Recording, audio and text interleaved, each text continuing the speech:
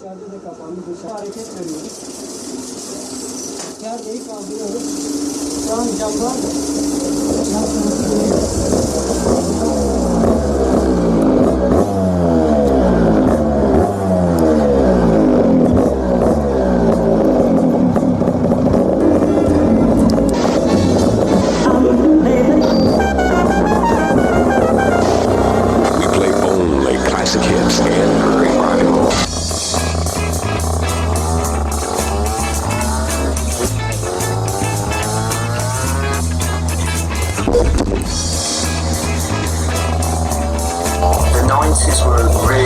time to be growing up. There was a feel-good factor in the air. Got this new Labour thing and the youth were everywhere. It was a bit like the 60s summer of love. Everyone was out all the while. Kidderminster had 3 or 4 clubs and they were all packed. All the pubs were packed. Now you walk around town on a Friday night, it's like a ghost town. And it wasn't like that back then. Music was good, the charts were full of good bands. Suddenly it got everyone going and everyone wanted to pick guitars. You're still laughing, you're laughing again. You want your laughing till the days you change. You're still laughing, you're laughing again. You want your laughing till the days you change. And that is making love on the brain. You want your laughing till the days you change. You know it all, you think you know it all, think you know it all. You know it all, you think you know it all, think you know it all. Showcasing the best local talent. I had a quick word with one of the guys in the band. Just asking them what they wanted me to say in the big build-up. He just said, we are the Murmur and we're from Kidderminster. So from Kidderminster, here's the Murmur, make some noise. It's called Soul Searching Utah. The English music scene was exploding at the time when we were just getting together. As soon as that exploded, it was like a wave to surf on. You had the incredible scene in the 90s, all the music scene, and then you start dreaming yourself, you know, can we get there?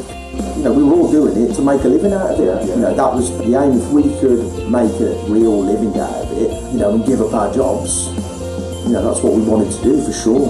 You know, I mean, absolutely. I believe the band was good enough to have made it to the top. You know, there were like nothing else in the charts, but most big bands that come along aren't like anything else in the charts. We were starting to get there, do you know what I mean? We were making good records. Kev was writing really good songs around that time. I can remember hearing support bands going, you've got to stick around here, these guys, they're just phenomenal. We were travelling to Cheshire, Liverpool, Manchester, London, and really turning on people that had never heard of us. We were superb live.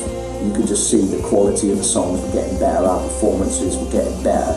You're playing better songs and you're playing at bigger venues. You could feel the momentum almost of it, sort of, you know, we're starting to get songs played on the radio. And we just thought, well, you know, we'll keep going because these opportunities will keep coming along really.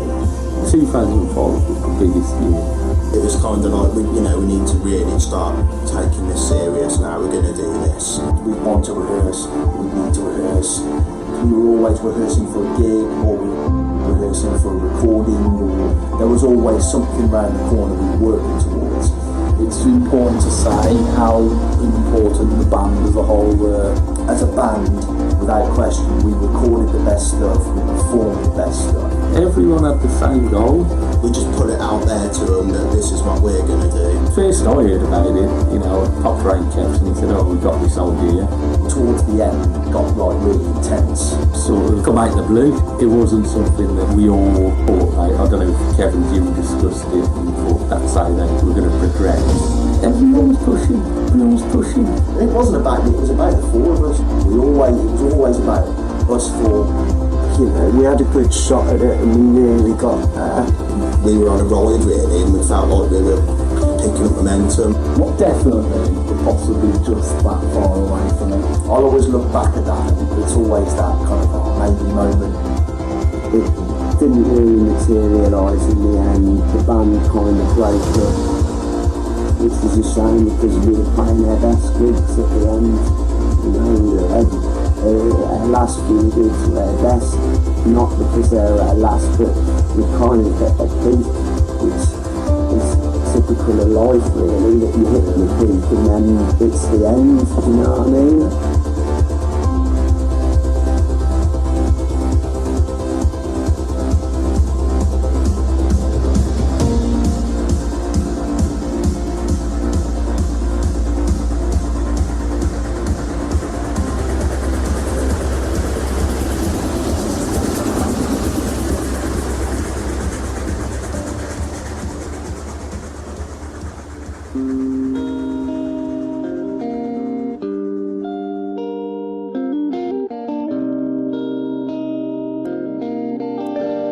I'm not sure if we knew it was our last one for sure. It was the Jug of Ale Moseley. My favourite all-time gig has got to be the Jug of Ale in Moseley, passed through by Oasis, Manic Street Preachers, Nirvana.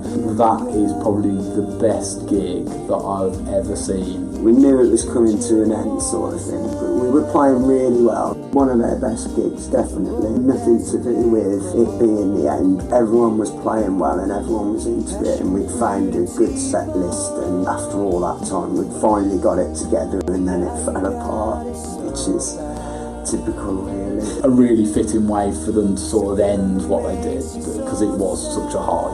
It was just phenomenal. Towards the end we got to a stage where we were really, our live shows were really becoming sort of good. Around about 2004, 2005, just before we were getting record company interest and had radio airplay on Dermot O'Leary's show on Radio 2 on a Saturday afternoon. You know, things were going good. I think it probably harmed the Murmur a little bit. I remember doing radio shows, talk shows in like the other side of Birmingham, where Kev just didn't want to go, so like Daggy and Louie would be there and one of them would be pretending to be Kev. He is reserved. Obviously when he's on the stage, going back to the day, you know, and even now, you know, he can hold an audience, and he's very confident in front of an audience, I think, but he's just totally different away from it. As a child, he used to be friendly and make friends with people and like fun, but he could hold back as well, because I find that my boys are probably a little shy, do you know what I mean, at times, and a little reserved with people they don't know, and I think probably through the music it brought him out of his shell like football. He enjoyed his football too. Obviously on stage, Kev is really energetic in his bouncing, and he's cracking a joke with the crowd and giving a bit of that. But then as soon as you come off stage, you could have a complete stranger coming up to him, "Oh mate, you're great," and you can see he doesn't shy away, but he sort of cheers mate, and you can see he almost calms down, and you know he's really humble about it. I think you get it with a lot of artists, you know, that they're quite quiet, and then when you get on stage and it's time to sing, you kind of transform.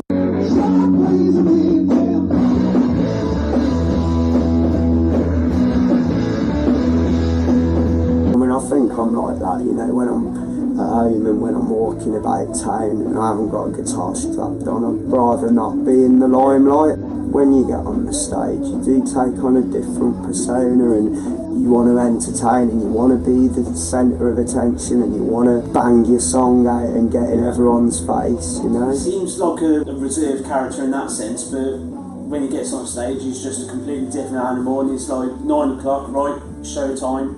And then he's jumping about 11 o'clock, finish, right, start bringing himself back down again. You watch Kev for the first time, it's just the effort, the passion, the vigour.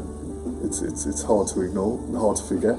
Just remember being blown away by like just Kev, not just Kev, the band, but Kev as a performer. Sometimes people can think you're being a bit aloof when you've like got off stage and you're being quiet, but it's just that's how I am really. I'm not that loud. He enjoys playing music, and I think he loves it when he can get a crowd involved in that, you know what I mean? I think that he gets a buzz from that. It is in our backgrounds, because I come from an Irish background, and I know I had uncles, and my uncle had a famous bar in Limerick. He'd only shut a few years ago when he died, Buddy's Bar, and he had like top acts from all over the world. It was mainly rock and folk music. But he was that famous in Limerick. When he had his funeral, it was like a state funeral. They had it in the cathedral, they put it on TV and everything.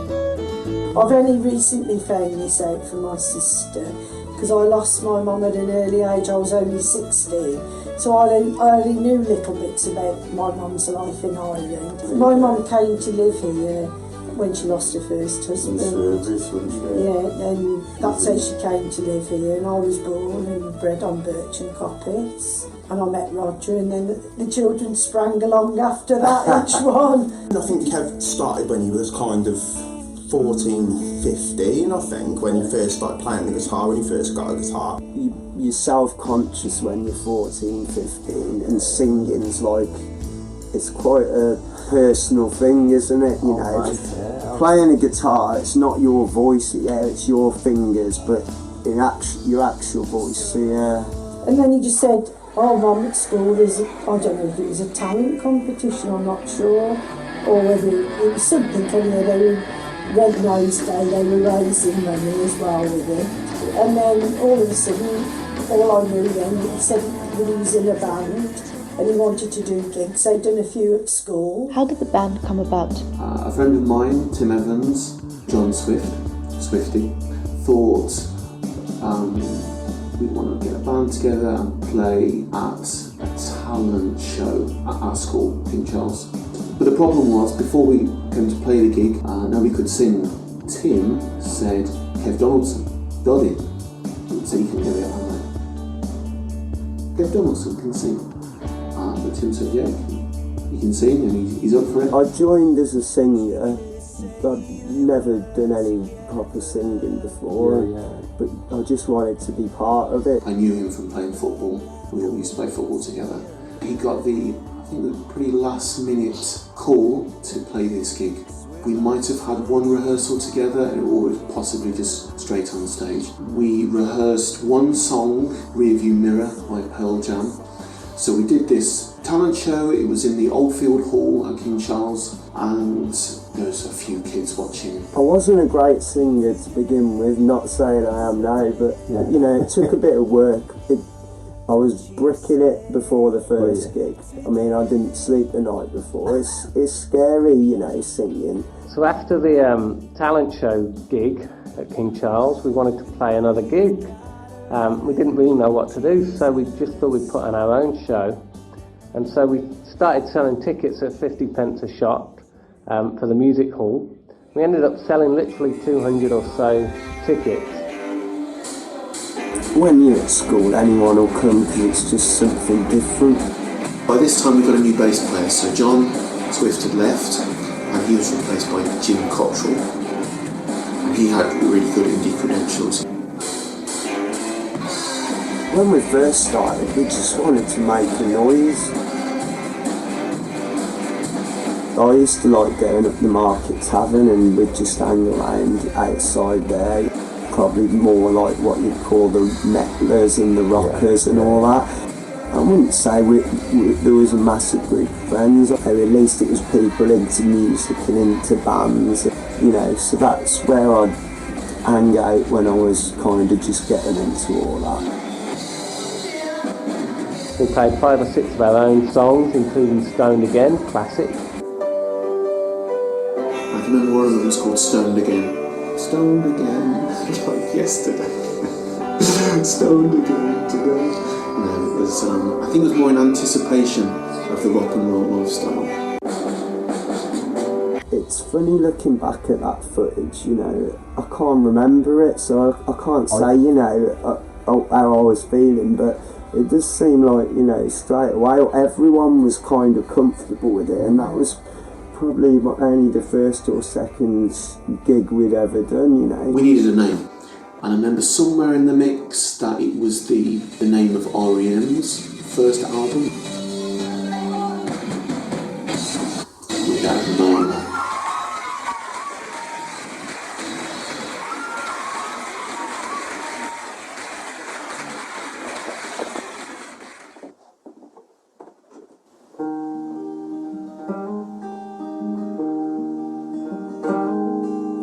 Every time I look at you, my eyes go blind. You're so beautiful and strange. I guess I changed. As soon as I could play the guitar, you know, as soon as I had a guitar, I'd try and write my own, just for the fact that at least if I writ it, I could play it, you know, before I could play songs, you know, at least, you know, if it had a couple of chords that I could play. So that was a good starting point, you know, for writing songs. I love words and I love creating stories and scenarios, and I loved that before I got into music, you know. Yeah. And Kevin was quite bright. He was sort of, with his exams, they thought A's and B's he'd get. Yeah. And he didn't, he got 9 D's. I think I was disappointed, and then I thought, he was so happy about it, and really you only live once, don't you? I was terrible at maths and I didn't like it and things like that, but anything to do with English and creating, writing and poetry and stuff, I was really into that.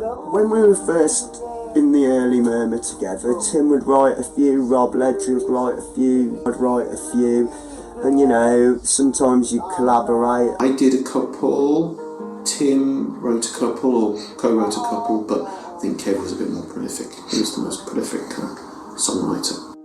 Tim and Rob Ledger, they were like the original mates in it, and they're both really bright, do you know what I mean? I think they could put their hand to anything. I got to know his friends that were in it, and I arranged for them to have their first proper gig. Yeah. That was at the Farmer's Boy, wasn't it? It was great to just do a gig at school, and then it went on to you doing a gig out of school, and that's like really exciting when you're 14, 15 doing that, you know, sneaking a beer in and all that. Raj and Di used to get us to gigs, they used to drive us around, they used to basically sort our shit out, look after us, and it was amazing. We were basically just 3 or 4 kids, just playing music and trying to get beer before we were 18, trying to pull a few birds, brilliant. And then you start writing your own songs, and you had the incredible scene in the 90s, all the music scene, and then you start dreaming yourself, you know, can we get there? Can we, against all the odds of living in a small town, and, you know, can we get in the scene? So after about a year, Ledger left. I think both him and Kev wanted to be singer-songwriters, and there was only ever going to be room for one. I did my last gig at a place, again on Comberton Hill, called The Farmer's Boy. And by this point it was a full-on Britpop set, so we kind of did a couple of Oasis, a couple of Blur songs. I did the keyboards, very rudimentary keyboards, on Girls and Boys, at our last gig at The Farmer's Boy. Ledger's mum wasn't pleased with him doing it because he's a bit of a scholar, he was quite clever. In fact, Kevin was as bright as them, he was in all their sets. But I'm afraid... Just wanted to be a rock and roll star. I'm afraid music was found, and the homework then was lying on the top of the stairs and scribbling in his book, which upset us because he was quite bright. There's no buzz on earth like playing live, and playing your own songs is like a different level to that, you know. Performing anyway is great, but performing your own songs and getting a reaction from that, there's nothing like that.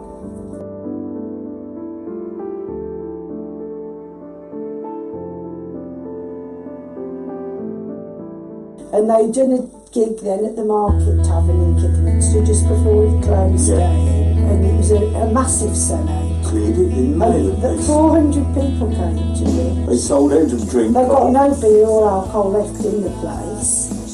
And then the following day I thought the bloke was going to ring me to congratulate me, because they obviously did a roaring trade behind the bar.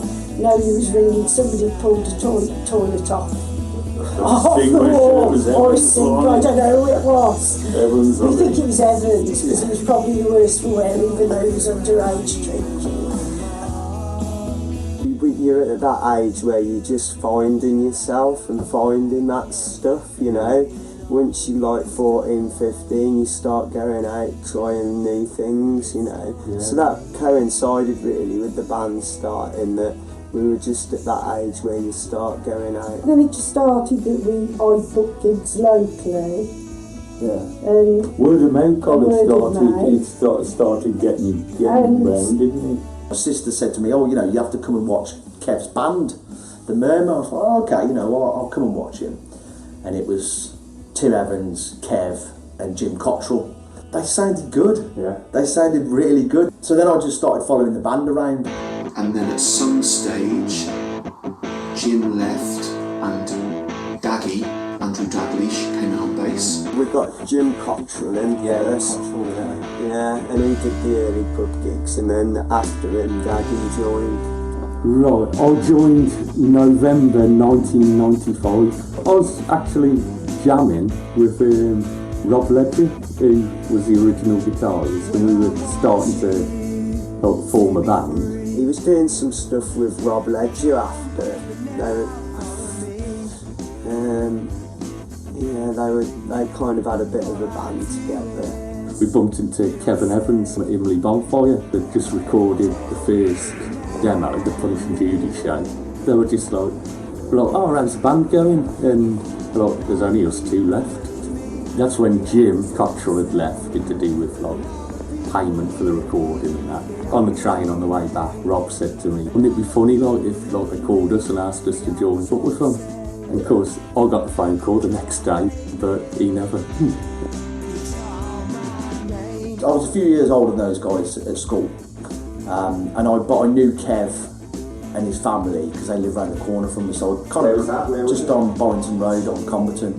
So we kind of grew up together. There was a load of young kids in that area, you know, sort of like 15, 20 kids playing football over the field, you know, just hanging around doing stuff. Just kids being out in the 80s really.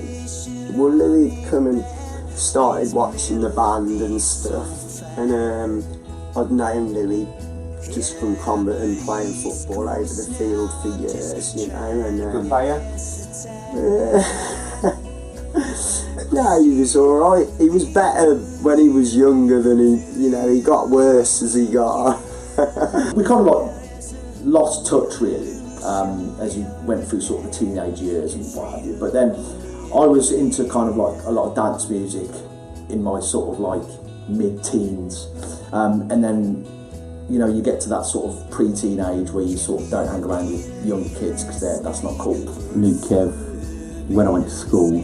We were in the same classes, and it was always sit by people by by surname and that, so register order. So obviously Daglish, Donaldson, we were sat next to each other. I think with Daddy as well, I think he's always been there, hasn't he? Just sort of hit it off from the moment we met and been friends ever since. He sort of got into the guitar because of Kevin. And I remember the first time I ever met him. So at school, we were like, oh yeah, we'll meet up on the weekend, go into town. And I met him at Sounds Around, because at the time we were both into Guns N' Roses. Just seeing this kid come running round the corner with these shorts, check marine jacket tied around his waist, bandana and that, thinking he was Axl Rose. I was thinking, what the hell? And then they did a few sort of Battle of the Band competitions at the Merry Hill, at the Robin Hood and all that sort of stuff. I just remember one of our first ever gigs we done was a Battle of the Bands at the Robin Hood, at Merry Hill. I broke 2 bases and my amp fell down. They were at the Robin Hood and they got right through to the semi-finals, which was quite amazing because there was quite a lot of good talent and older people. And their songs then, I would say they were probably a little bit punkish, do you know what I mean, in verse. Yeah. It wasn't really serious music to start with, but it was a good start, They played sort of a mixture of their own stuff and sort of covers. So even their early stuff, some of it was a bit it was like a bit tongue-in-cheek. It was more like a comedy type of like song. We were all surprised when they got through to the semi-finals and they were band runner-up of the year, which was quite an achievement for 16 and 17-year-olds. I just remember like you're there playing away and just look out into the crowd and go, oh shit, there are actually quite a few people here now. Like, you know, so 500 people when you're like 16, 17, that's kind of a big thing. And then we had a change where Tim left the band then because he went off to university. Tim Evans decided that he was going to university and was leaving the band.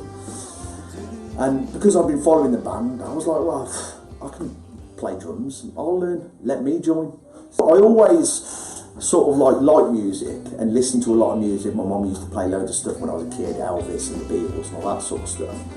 So music was always part of my life, but I never sort of picked up an instrument or anything. So I was like, well, you know, I'll do it. I can play drums, it's easy, right? Lewis come along and joined. And after a while he got quite good on the drums. When he started out, I wouldn't say he was good, but he felt it was good.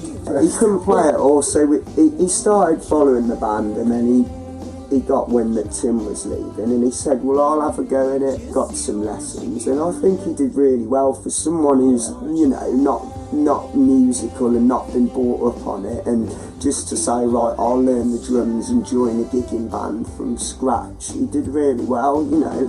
He kind of kept it simple, but it suited the music anyway, you know. When Evans went to uni and left the band, then we got Ferreira in. He couldn't drum any of them. He'd sort of like learn as he went, sort of thing. And so then we just changed direction and it got a bit more serious. Tim was like a really good drummer, and a lot of his songs were quite, the techniques he was using were quite intricate. So even though like the songs were kind of, like I said earlier about them sort of being a bit comedic, they were still, you know, technically they were good you know, well played songs all through. That's something, you know, a good mark of the Murmur, really. So what happened was having played the drums for 6 months, I wasn't technically good enough to play those beats. But actually what happened then was that we started to write new songs that I could perform. And that kind of changed the direction of the Murmur a little bit more, so that we were more, you know, our songs were kind of more, I don't know, not intelligent, because that's unfair, but they were more in keeping with what the scene was like, you know. So you'd have... What was the scene? What bands? Well, just, you know, so it was right in the middle of the Britpop era, so it was all indie rock, basically, so the songs became indie rock. It definitely turned into indie music, because it had to, because I couldn't play the songs, basically. In the early days, it was just sort of keeping the rhythm, really. It wasn't kind of about doing anything too intricate. It was just like keeping the beat, doing the odd fill. Because at the time, I mean, that was kind of all, I mean, that's what drumming is, right? You know, that's what it is. When Lewis came, we started to go a little bit further afield, the band did. You know, we started to find our kind of feet with the whole songwriting. They went off to London, had lots of gigs there, Kensington, Liverpool, Manchester.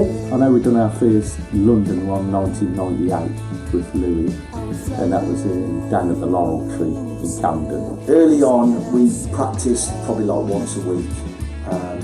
You know, and then, I mean, we were all at college and all that sort of stuff. We kind of left behind the school thing, and school had gone, and I went to college for a bit, and where did you college, right? Just Kidderminster, you know. Yeah, I was studying law and I studied politics. Politics? You just left school, the music was there and I loved it, but I don't know, you're still at that point where you don't know if it's going to be your life or not. I was at college. What college you go to? At Kiddie College. Kiddie College, what were you doing? Leisure and tourism, so basically just holding off getting a job. When it came to the end of the year, I kind of walked away before it was all the exams and everything. I knew that it was music, and that influenced my decision, really, that's what I wanted to do, you know. At the start of the year I was open-minded, what do I want to do with myself? music was an option, but by the end of that year it was the only thing that I wanted to do. It was just the passion, really. We just tried to sort of write better songs. We tried to come up with new covers just to keep people interested. Because there's a lot of people coming to the gigs, and we were playing quite a lot. We used to do like two types of gigs. It was like your original gigs where you play like Flapperific in the Cavern, places like that down in London. You play for like half an hour, 45 minutes, and then we do what we call our bread and butter gigs, where we play like local pubs, mix covers in with original stuff. We always try different covers, some work, some different, always adding songs into our set list, and that's kind of what the Murmur gigs turned into. Especially in the Midlands area, it was basically a mix of covers and our own stuff, and it was a good way to get our new stuff out and sort of keep everyone entertained with songs they knew. We called them like our bread and butter gigs because we used the money for that to record. There was never any sort of pressure on us. I mean, we just take the piss out of each other if me and Daggy would mess up, which would happen quite often. He'd just be taking the piss out of us. But we just tried. That was the thing with the Murmur. We always worked through it. We would just keep working and keep working and keep working until we got it right. We remained as a three-piece for a long time, to be honest with you. The problem with a three-piece, it's always missing that little bit of sound. Kevin would be always sort of either playing a lead part or playing a rhythm part, and sometimes the songs needed both. So then Ryan Jordan joined. Ryan's like an unbelievable guitarist. There's some of the stuff that he could do on a guitar, it was just like, you'd be practicing and you'd be like, wow, that's fucking proper good. Brilliant guitarist, look, absolutely brilliant, one of the best I've ever played with. What Ryan did was, he had this sort of unique sort of way of playing these sort of lead parts, really intricate little, and then he was great with using the pedals and stuff, and that was something that we hadn't really done with the Murmur. It was all kind of very, guitars, plug-in, drums, bass, no real effects, as it were. That sort of more of that sort of stuff came along when Ryan started doing it, and it just added that other dynamic to the music.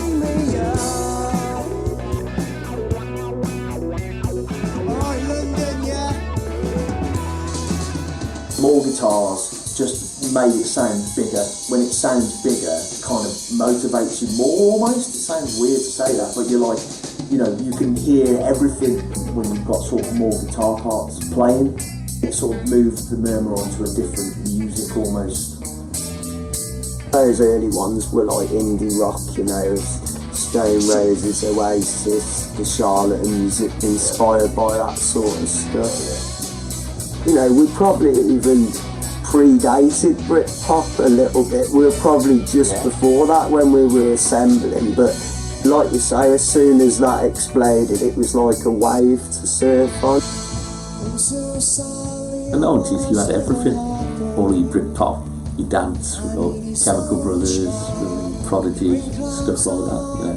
Good times, good times.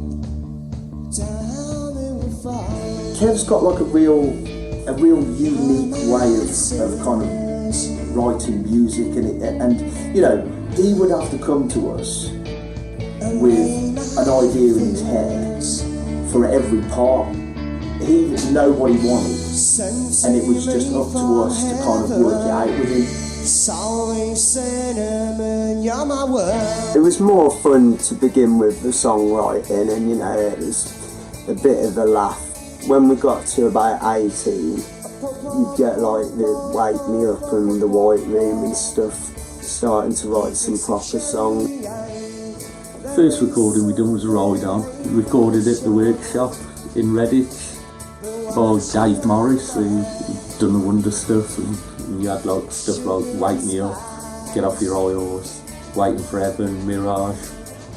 One thing about Rye was, we would go into the studio, and when it was his turn to do his bits, it'd be one or two takes every time. We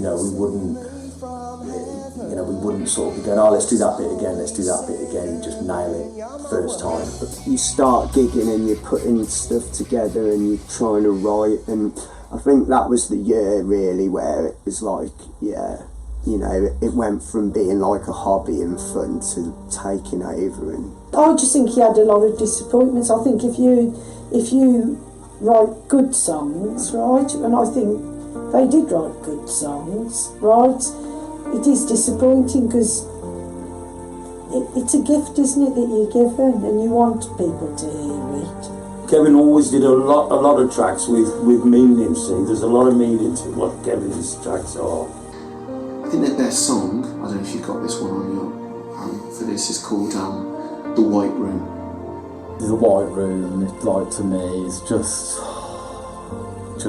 wow. White Room, and it's a superb song.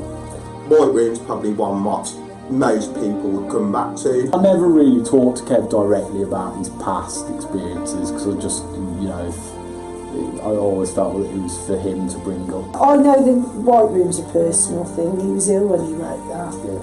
I've never had a conversation with Kev and he said that, do you know what I mean? So it's speculation. the best songs, like the best art, come out of pain and personal experience. I think, you know, that's truth in everything.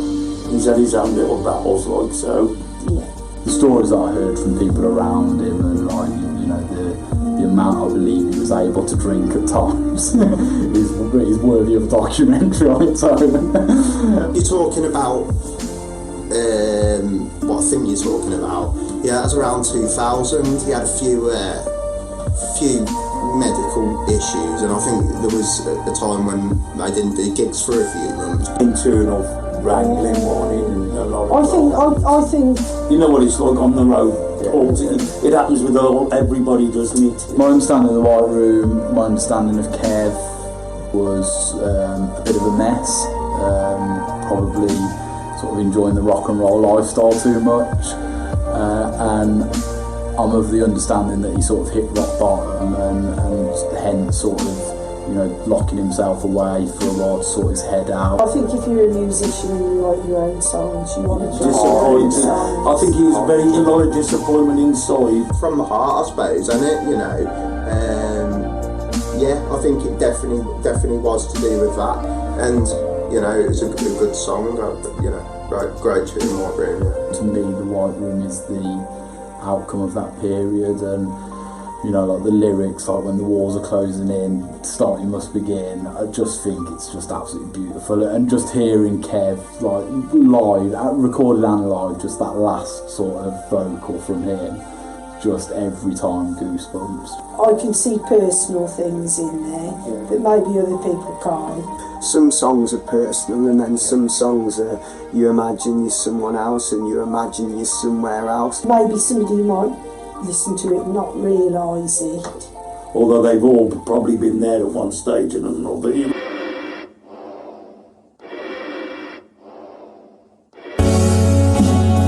Lost souls in the bedroom, you try to find some headroom, the big picture's blue. We're sinking out forever, we'll never be together. The walls are closing in again, it starts to rain. We'll stand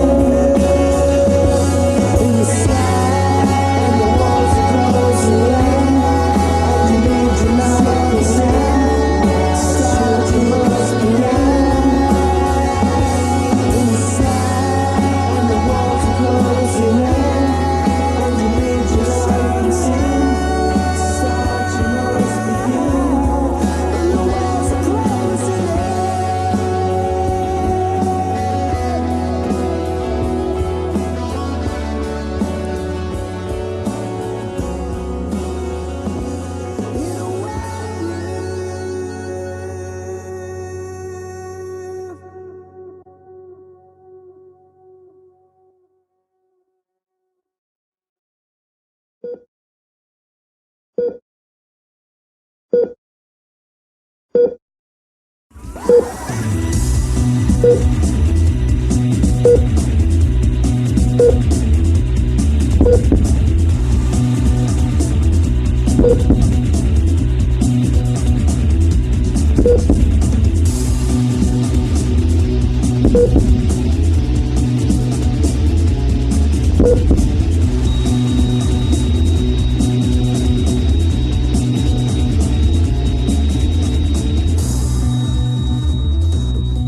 those early years, we'd be trolleyed most of the time on stage. It'd be rock and roll and drinking and everything else. The gig would just be part of that, which, it probably affected our performance, but it was just the way it was back then.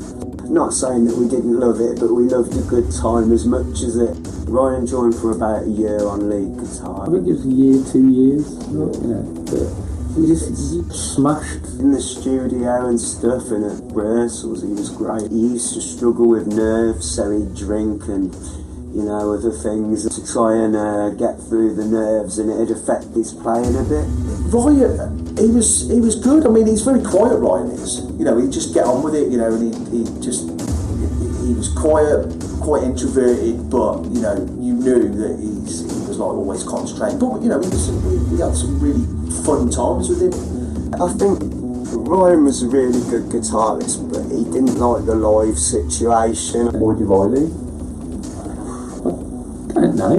I just don't think he could hack it. I think the nerves got the better of him, so he'd drink and then he wouldn't play as well. Yeah, we all used to drink, blooming out, falling out the back of the van and all sorts, knackered my ankle up, and whacked myself in the face with a tuning peg. And, some people just aren't create for it. I think, talent-wise, Ryan was good, but he didn't like the live scenario.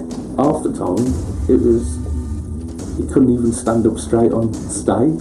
The thing is, the Murmur wasn't for everyone, really. And I think going back to Ryan, I think Ryan struggled with the intensity of it, in that we were doing we'd be doing a lot, and, we'd want to rehearse, we'd need to rehearse. I've seen him come out of a gig and throw his guitar in a strap on the floor and that outside the venue, and it's like, what are you doing?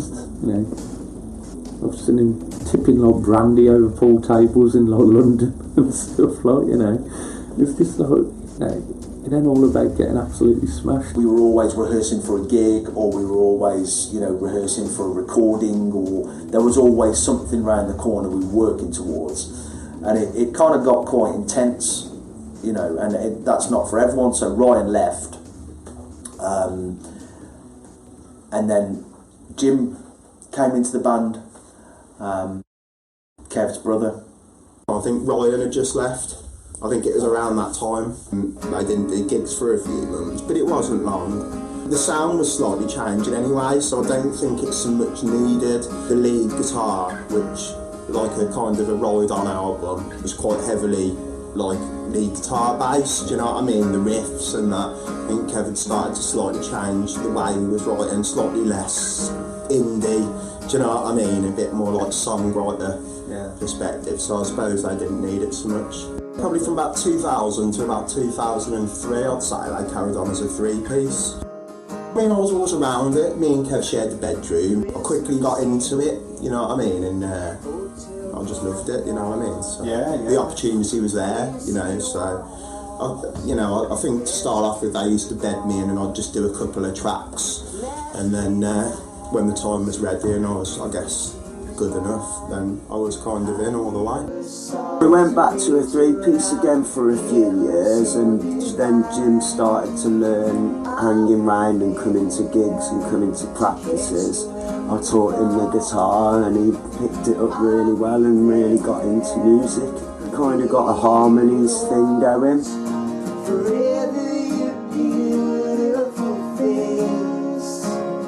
I think Lewis was the backing singer in the band when I joined. We got rid of him. we spread our influences out a bit more. You could hear a lot more of the Beatles and the Byrds and the Beach Boys and that 60s sound. So we went from like indie rock to kind of like more melodic 60s sounding, you know. And that was our best period. We recorded the Centre Pages and Vietnam Morning, which both got some good reviews. But Ryan was really sort of technical, but Jim really sort of picked up the guitar parts and the guitar playing really quickly. I probably picked the guiar up about maybe 15, I'd say, probably just about 15. So probably a year before I left school. So I was only playing for a couple of years, really. He was pretty young. Yeah, he was pretty young, and I think he had, you know, obviously Kev was kind of like not beating it into him, but he was like, you know, sort of practicing with him every night, I'm sure, at home. And it didn't take long for Jim to sort of like not only kind of establish himself in the band, but, you know, be really comfortable in it, because actually, you know, it's you know, he's come in instead of, you know, he's taken the place of Ryan, who everyone knows is a great guitarist, you know. So Jim, you know, it didn't take long for Jim to sort of, you know, pick it up. From a music point of view, when Jim joined, you're living together, and it went from like, you know, the band was a big deal before, but, you know, drinking and the drugs and whatever were part of that, and, you know, when Jim came along, the music just was everything and nothing else. Nothing else mattered. It was kind of like, we need to really start taking this serious now, we're going to do this. I think it became a bit more intense. I think it became their sort of vocation, wasn't it? They wanted to make it, didn't they? I think when Jim joined the band with Kevin, right, they were so professional. I think that any alcohol or they didn't touch illegal substances had gone out the window. They wanted to make it. Kevin and Jim were totally dedicated 24/7. They were into fitness, running and making sure that they were at the peak. Like Kevin said, if you're going to give a good gig, even though he thinks now you've got to be fit, because it takes it out of you. It's not just a case of standing there strumming things out. You know, for a few years we didn't go out. A Friday and Saturday night, if you weren't gigging, you'd be sat writing songs, and we were happy like that, you know. That was all we wanted to do, and I think it showed that when you go in a new direction, you need to put some time and effort into it, and we did, you know. Like, we lived in the same room, we liked the same music, so I suppose we kind of bounced off each other musically, do you know what I mean? But you had to work hard, you don't just get something easy. Do you know what I mean? You have to put the effort in. And they did, didn't and they did put the effort in. The thing with the Murmur was we just worked really hard with it. You know, we really hard. And that, we found there was a good sort of level between us all there. You know, and I think that's, when we were that four-piece, that's probably our most, in my opinion, our most sort of like artistic. Probably for me, Kev was writing really good songs around that time.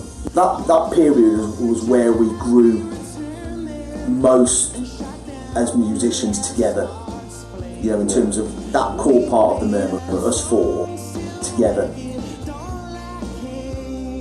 There was a couple of albums, the Centre Pages and Vietnam Morning, and they're quality albums, really good songs. The Centre Pages was an absolutely phenomenal sort of album, but probably poorly promoted and poorly packaged. Palace. You look for the Murmur Vietnam Morning, there's a few reviews online. Palace is Andy Healy.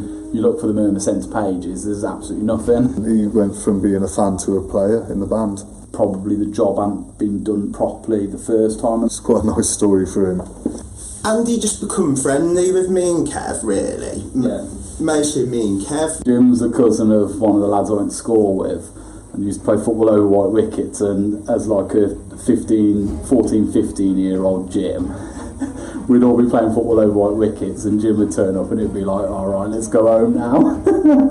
I think he's the year above me at school. I didn't really know him before, but we just got friendly. As a teenager, he was on his path to trouble. He's into the same sort of music. He liked Bob Dylan and stuff like that, which me and Kevin got into. Fast forward a few years later, and he's one of the nicest guys you could ever wish to meet. Like, it's all fairly incestuous. But I think Andy used to follow Murmur around, and eventually, via keyboards, I think he ended up playing with them, which was a dream come true for him because he was only probably in his teens at the time. Started as like, you know, I'd go around and see him at the mum and dad's, and we'd play music and covers and stuff, the three of us. Andrew, which we call Palace, he was in it too, but he was a terrible keyboard player. We used to laugh at him, but he loved the music, and he was worth taking along because he was a good Andrew lad. Reilly. Andrew Reilly. He wasn't ever officially a member, he just played keyboard on a couple of tracks. He seemed to be stepping up as a sort of manager almost, was a promoter, which is Andy all over really. Because well, he's almost took over the company he works for, off stage that is.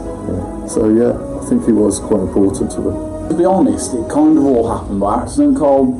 For me, I was a fan first, and I think like even now doing this video, if you're going to put like the little titles of us all underneath, I don't really think of myself as an ex-band member. It's more like of a super fan, come get up every now and then and do a song, come attempted manager. He was never called the manager, but he used to like, you know, respected as yeah,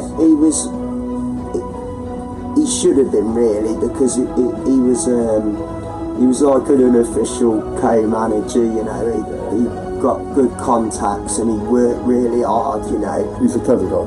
He's a very bright guy, yeah. As a band member, it was purely the keyboard bit, but to me that was such a short period of my Murmur experience. The majority of it was fan and, you know, getting them gigs and really trying to push them. And I, you know, in fairness, I think I did a good job at that. He was really good at just getting your name about and getting people interested from different areas that you wouldn't be able to do before the internet. He's got business flair.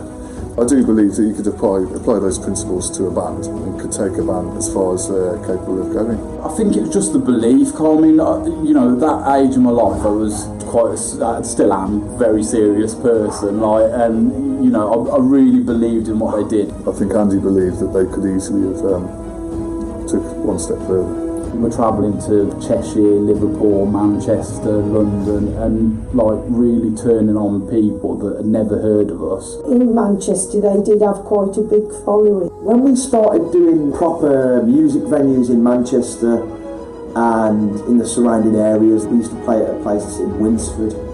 That was a good example of how the band has progressed, because we started off playing on a Monday night. You know, the Monday night slot towards the end when we finished. It was, you know, we were playing the Saturday night slot. People used to come and people had heard of them. And they had a bit of a fan club locally, and they used to play at Nantwich as well, and they had a lot of the students used to come from Manchester to go to watch them play. They knew who they were. The Gavin Club, and it was quite, and they did create quite a buzz. I believe the band was good enough to have made it to the top.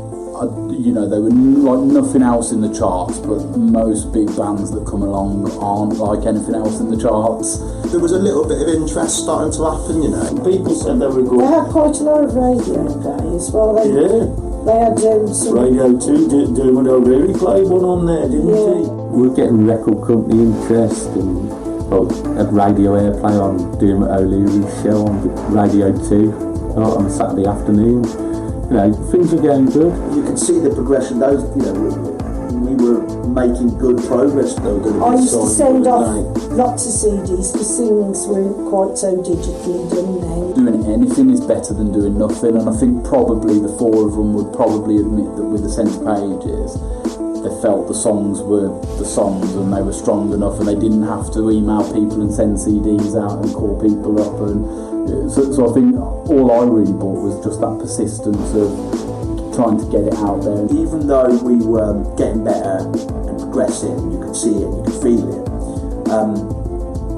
it got too intense. We used to send masses of CDs off, and I used to have to keep following them up, and you always got the same answer: it hadn't been listened to, and we haven't got round to that back yet. I'd go on bands forums, Stereophonics, Proud Mary, Oasis forums, pushing the songs in online forums and getting, you know, plays just through persistence really. The one phone call I had with Rough Trade, I said to the girl, you know, really, how does anybody get a break? And she said, I promise you I'll sort it out and listen to it. People don't sign in bands just off listening to a CD. She rang me back and she said, I really like this, it's really good. And she said, I'll pass it, make sure the A&R department look at this and listen to it. To this day, no idea how, but the guy who signed the Libertines to Rough Trade Records, a guy called James Endico, actually emailed us out of the blue. He wasn't on any of my mailing list to send the CD to, but emailed us out of the blue saying that I've heard some really good things about the band. When can I next sort of come and see you? Well, we were away on holiday and Lewis had a phone call from them, and there was talk and deals going on, and I sort of thought, yeah, we need to get some legal advice now on this, because we're not used to this sort of business thing. And I managed to get a phone number of a solicitor in Birmingham that dealt just with music solely. And I had a good chat with him, and he said, this doesn't look quite right. And come back with something better figures, then just, I think it's best left alone, to leave it alone. He said, what sort of package are they offering? And we went through it. And they contacted Lewis and we heard no more. We had a lot of, people sort of promising stuff and we had a few meetings with sort of a few record companies and it either just wasn't right or we just didn't think that they were the right people to work with and so on. And we just thought, well, we'll keep going because, these opportunities will keep coming along, really. At the time, it was pretty intense, playing like 3-4 times a week, like sometimes Sunday, like getting home at 3 o'clock in the morning and then back up at 5. I needed a break, but I knew there can never be a break. I knew that and I bought into it. Me and Kev wanted to sort of push it on because we were starting to get there, do you know what I mean? Everyone's pushing, everyone had the same goal. It just felt like we were moving on musically, but we were having to travel to these places and it was hard to get a following rather than just be in a place where you can build a following around you. You don't live there. Following around here. Yeah, there was a following, yeah. First I heard about it, I popped around Kev's and he said, oh, we've got this idea. We felt like we needed to ramp it up and we needed to be in a city. It wasn't something that we all thought about. I don't know if Kev and Jim discussed it and thought that's how they were going to progress. We just put it out there to them that this is what we're going to do. We wanted somewhere where you were immersed in music, and there's no better place than Liverpool. Almost one of them to the London thing, and let's go to the sort of spiritual home of what we're about. So the plan was, come on lads, let's all move up there. Whatever reason, the other two members, Andy, Dalglish and Ferreira, couldn't or wouldn't do that. Just didn't make sense. I just didn't see the value in going to Liverpool. Where that idea came from, I don't know. I think Daggy was on about it, he might come, and then he decided that he didn't want to. I certainly don't remember there being a point where we said, right, Liverpool or leave. I guess it'd be fair to say at that sort of time people were growing up. Do you know what I mean? Maybe a bit. The Liverpool was never a consideration for me. I was just like, oh, I'm not going there, am I? This Liverpool thing come out of the blue, it's just like, well, he's not going to be able to because he's just about to have a kid, So it destroyed it. It just, I wouldn't say destroyed it, it was just like, it's life, isn't it? Different things happen. So, could we have a break from it? Could we have a couple of months off? But we never did that, it was constant. The way I remember it is Lewis, his wife, was expecting a baby, so it was time that he was thinking, he's going to devote some time to that, and the time that the band was taking up. So there was only one choice really, and that was for him to leave. Lewis was obviously just got married, bought an house, he had a kid on the way, so with hindsight I suppose it was an unfair ask of Lewis, do you know what I mean? Daggy, for whatever reasons, he didn't want to do it either. The Liverpool thing was a little bit of a red herring, I thought. Was it about 2009 or that was after we followed? No, that would have been around 2010, So what happened? Okay, so we'll take it back a step. But what happened was, Andy, what's his name? Andy Healy. Yeah, forgot. It's something from like Kev Palace. When he went around his house, so once he just like went, oh, I'm at Andy's Palace. So Palace, that's how I remember. So Palace kind of Palace. Yeah, that's it. His nickname. So Andy Healy was a bit of a mate of the band. That's where the Palace comes from. He would come along and he started getting involved, started playing keyboard on tracks, and I don't know whether it was he who came up with it. I don't know if he was behind it or what. Or whether it was Jim and Kev came up with it, but for some reason it was like, oh, we're going to go to Liverpool and we're going to move to Liverpool. And I was like, well, why the fuck do you want to go there for? That he probably thought that he was like putting ideas into Kevin Jim's head. The move into Liverpool talk was, it certainly wasn't my idea. I don't think Andy was part of trying to push it from what I remember. I just think, you know, he was there helping, and not that I remember it like that. Louis kind of thought that you were railroad in the Liverpool thing. Nah, because that to me, again, Colin, my memory might be skewed on it, but to me that came after they left. That was a consequence of them leaving, because, and in fact now I say it, I'm pretty adamant on that fact, because one of the reasons for moving to Liverpool was couldn't find a bass player and a drummer locally. Now that I remember it, yeah, so I'm pretty sure that, yeah, Louis leaving the band was nothing to do with me coming up with a Liverpool idea. It was strange, actually. I mean, I'm starting to remember it a little bit now, but I do remember sort of Daggy being on board with the Liverpool thing, and then Daggy sort of out the blue also going, I've had enough too. Do you know where Daggy left? No, you'll have to ask him. Did you leave because Lou left? I mean, I'm starting to remember it a little bit now, but I do remember sort of Daggy being on board with the Liverpool thing, and I still can't remember whether that was something I said, no, I'm not going.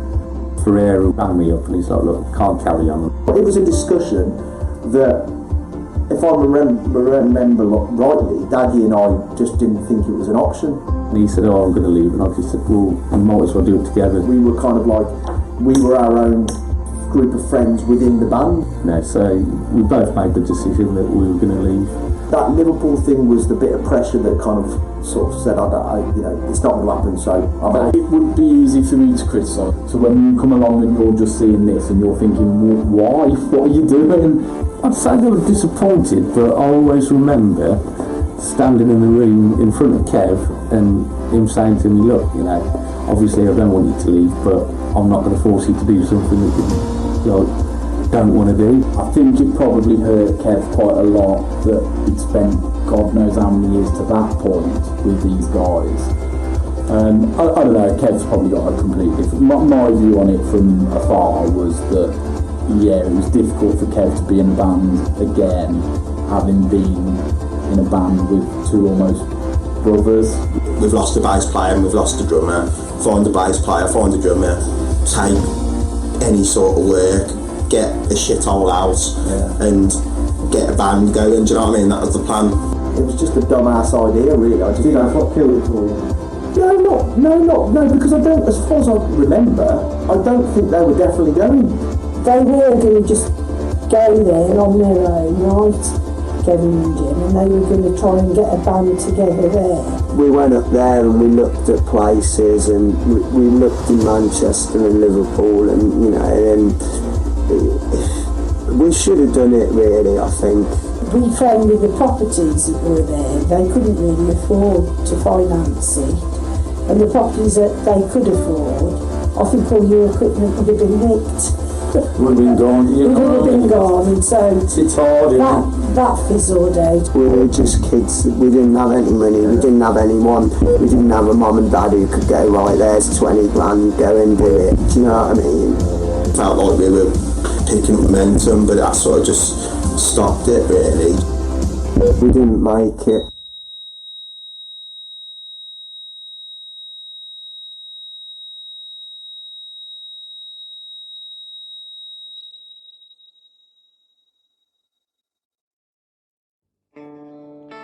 Obviously in the music scene there are disappointments. We were on a ride really, and we felt like we were picking up momentum, but that sort of just stopped it.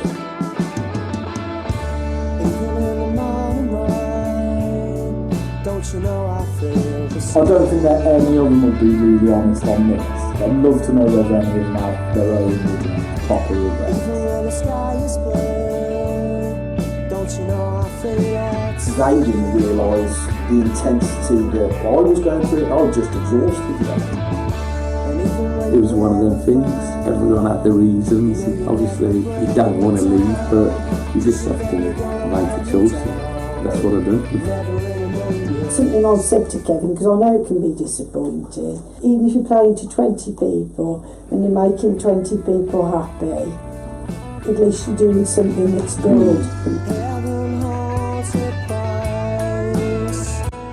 If you look at the glass half empty, you think, well, I wish we'd made it and got to be famous. But then you look at it from the other side and it's like, well, it was kind of just a dream to be a musician.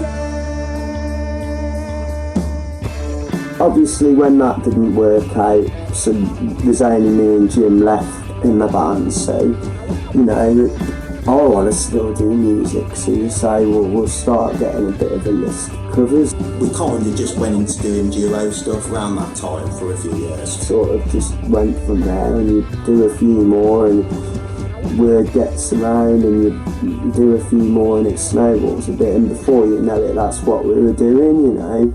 I'll call it the cover years, you know what I mean? Second performance, Kevin and Kim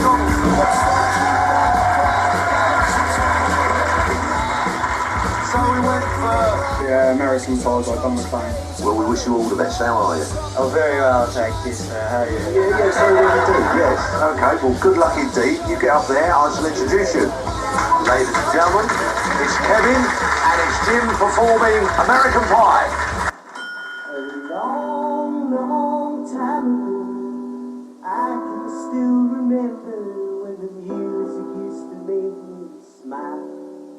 We played with Brotherhood of Man, who they'd had a #1 hit in the Eurovision Song Contest, Save All Your Kisses for Me, yeah. You know you've got to save your... So that was the first band gig we'd done for a bit, and then we had Fudgy approach us a bit after that. I'd heard of Murmur, but I didn't know what they were all about, and I was mesmerised.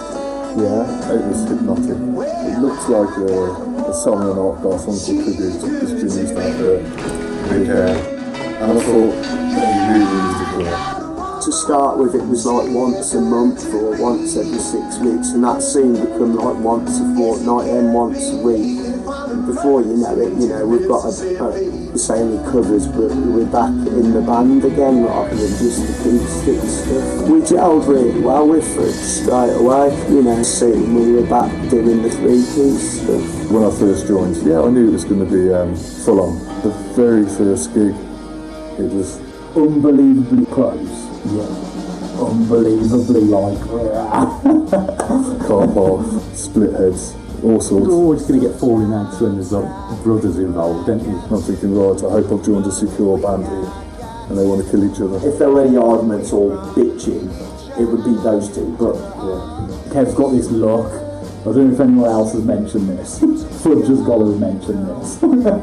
Kev's just got this look as if you've just like, I don't know, as if you just hit him on the back of the head, he'll turn and like give you like this stare, and you're like, oh shit. And then you get the best out of them. They play with a bit of angst and anger.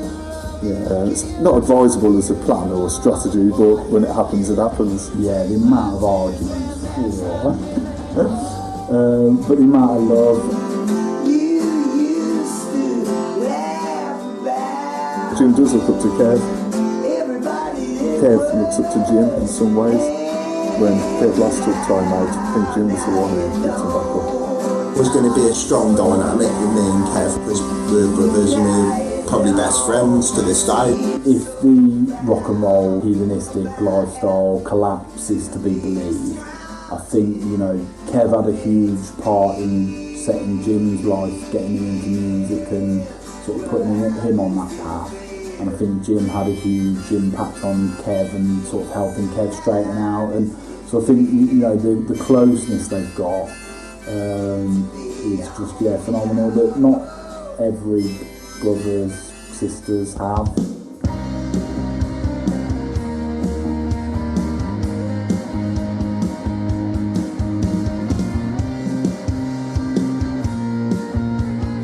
What I always enjoyed more than anything was doing original stuff. That was where I more got my kicks. I wouldn't say he wasn't giving his full, but he wasn't enjoying it like I was. I was still really enjoying it. No, not as much as when we were doing our own, but still, I'd look forward to gigging and enjoy the performing side of it.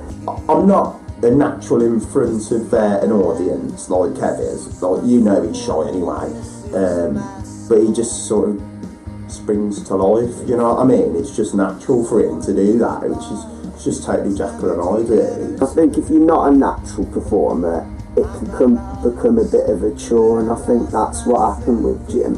So he stepped out of it, and there's only one man to call, really, and that's Daggy. I only meant to join as a stand-in, and then it was like, oh, we've got another gig, can you do that? Yeah, right. And then it was like, oh, we've got another gig, can you do that one? And then it was like, oh, we've got another gig, can you do that one as well? And then next week, it was like, oh, Jim's leaving, you're doing it anyway, you might as well carry on. The only problem was doing sort of 50, 60 gigs a year. Kev dropped me a message mentioning, well, Fudgy's going to be leaving at the end of the year, would you fancy coming along for a jam? Then I didn't hear anything for about 4 months, and then he just randomly dropped another message saying, oh, practice Tuesday, come along.